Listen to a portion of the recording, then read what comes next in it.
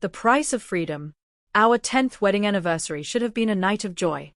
10 years of shared life, of quiet mornings over steaming cups of coffee, mismatched socks tumbling warm from the dryer, and a closeness born from years of knowing one another inside and out.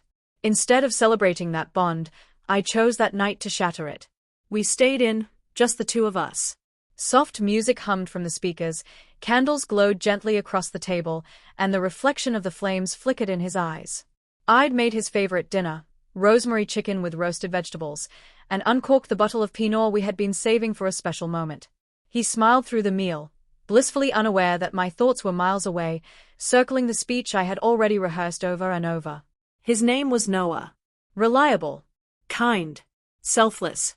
The kind of husband who warmed the car on icy mornings, who folded laundry without a reminder, who always seemed to put me first. Once, that steady devotion felt like comfort. But over time, it began to suffocate. I started to confuse stability with stagnation. I convinced myself that craving something more made me courageous. After dessert, I drew in a shaky breath and spoke. Noah, we need to talk. He lifted his gaze from his glass of wine, his warm brown eyes as gentle and trusting as ever. Of course. What is it? My heart pounded against my ribs. I want to open our marriage. The words landed between us like stones dropped into still water. The room seemed to grow heavier. At first, he didn't react, just blinked, once, then again.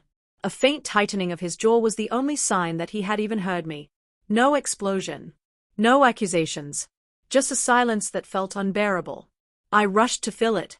I told him I still loved him, that this wasn't about not wanting him, but about needing to explore a part of myself I felt trapped inside. I insisted that we could still grow together, only in different directions. I begged him to believe this could make us stronger. He said nothing. Quietly, he rose from the table, gathered his plate, rinsed it under the faucet, and slid it neatly into the dishwasher. Then, finally, he turned to me. His expression was unreadable, neither furious nor heartbroken, simply empty. Thanks for dinner, he murmured before walking upstairs. That night, I braced for a storm. Raised voices, accusations, maybe even an anguished embrace. But nothing came. Noah didn't join me in bed. When I went looking, I found him stiffly stretched out on the couch, wrapped in a thin blanket, his back to the room. The next morning, the world felt strange. No aroma of brewing coffee. No sound of running water from the shower upstairs. His side of the bed was perfectly untouched. I called his name through the house. No reply. I searched every room, the guest bedroom, the office, even the garage. The front door was left unlocked. That was when I noticed it. Half his clothes were gone. His favorite sneakers. The guitar he never let anyone touch. Even his watch was missing from the nightstand. A knot of panic tightened in my chest. I grabbed my phone. No calls. No texts. But something was wrong. I opened our banking app. My stomach dropped. Every account, joint and personal, was locked. A notification flashed across the screen, access restricted by the primary account holder. Then I saw it. An envelope on the kitchen table. Heavy with unspoken finality. Inside lay divorce papers. On top was a single note, written in Noah's unmistakable hand. You wanted freedom. I'm giving it to you, on my terms. Noah. My hands shook as the paper slipped from my fingers. The house was silent. He hadn't just walked away. He had erased himself from our life entirely. Noah's exit wasn't messy. It was exact, almost surgical. No shouting, no slammed doors, just quiet, deliberate action. When I finally sat down with a lawyer, the full weight of what he'd done came crashing down on me. There it was in legal print, the prenuptial agreement I had signed years ago without much thought. I barely remembered that day during our engagement, smiling for photos as we put pen to paper. The contract was airtight. If either of us ever sought relationships outside the marriage, or even proposed opening the door to them, we forfeited any claim to shared assets. I hadn't been unfaithful, but I had spoken the words aloud. That was enough. The lawyer's voice pulled me from my daze. Have you been with anyone since that conversation?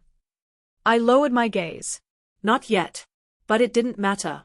Noah had acted swiftly, drawing his line before I had a chance to cross it. Within a week, I was gone from the house we once built together. His attorney sent a crisp, professional email outlining the terms of my departure. No shouting matches, no drawn-out battles, just a seamless, cold removal.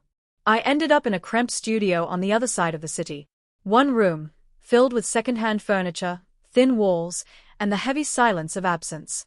Everything I owned fit into 3 boxes. And then came the aftershock. 2 weeks after Noah disappeared, my boss summoned me to her office.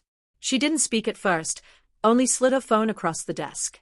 On the screen were screenshots of group chats, messages that looked like they had been written by me. They painted Noah as boring, unfulfilling in bed, and me as restless, eager for options. The words were vicious, smug, vulgar. I knew instantly they were fabricated. But they carried my name, my photo, my number.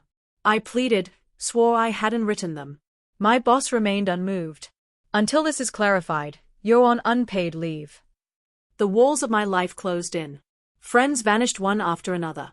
Rachel, my bridesmaid, my confidant, responded to my desperate text with 2 words, "You're toxic." Then she blocked me.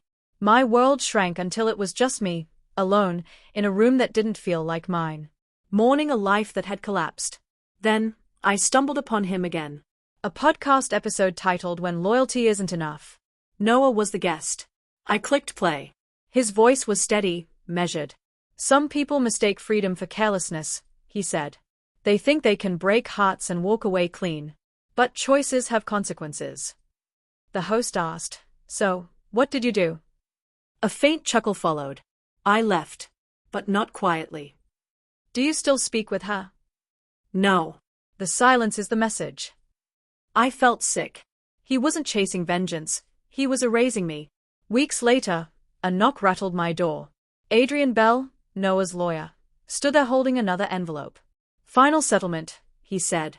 "Not financial. Just terms." Inside was a letter in Noah's familiar handwriting. "Clara, you told me once you wanted something different. So I've made sure everything you touch now feels foreign. No lawsuits. No headlines. I could have done wise. Instead, I chose removal. You're gone from the life we built, and this letter is the last thing you'll ever receive from me. No revenge, just your own words echoing back at you forever. Noah." The paper slid from my numb fingers. Adrian asked gently, "Would you like me to draft a response?" I shook my head. How do you answer emptiness? Noah hadn't simply left me. He had erased every trace of me, and somehow enlisted the people I trusted most to help close the door. Months dragged by. Therapy, dating apps, endless journaling, nothing filled the void. Job applications piled up, each interview ending in polite rejection. It always felt like something about me had been decided before I even spoke. Then one night, scrolling through social media, I saw him again. A mutual acquaintance had posted a photo, Noah on a sailboat, grinning beside a younger woman. Their hands intertwined. The caption read, "Freedom isn't chaos. It's peace over noise." I stared at the image, not in anger, but in recognition. He hadn't destroyed me for sport. He had cut me out cleanly, calmly, with finality. 3 years later, I still live in that small apartment. I've upgraded the mattress to a frame. I work a low-paying job with no deadlines, no campaigns, no circle of friends. Sometimes people ask if I've ever heard from Noah again. I always answer the same. No. And even if I did, I wouldn't deserve to. His silence was never punishment. It was a verdict. And I've been living in its echo ever since. So I leave you with this question, readers. Was Noah justified in what he did? If it were you in his place, how would you have handled it?